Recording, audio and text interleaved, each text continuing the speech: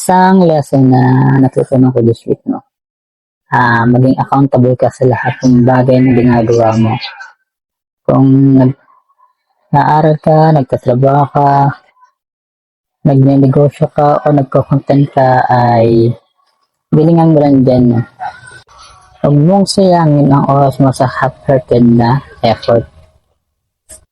Lagyan mo ng pride at excellence ang bawat ginagawa mo.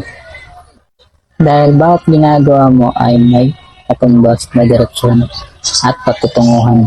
Sabi nga sa Colossians chapter 3 verse 23, ano man ang inyong ginagawa ay gawin nyo ng buong puso, parang para sa Panginoon at hindi para sa tao. Kaya kung gagawa ka rin lang, ibigay mo na lahat. Hindi para ipagyabang, kundi para ipakita na sa bawat gawa mo, nandun yung disiplina, puso, at ang Diyos.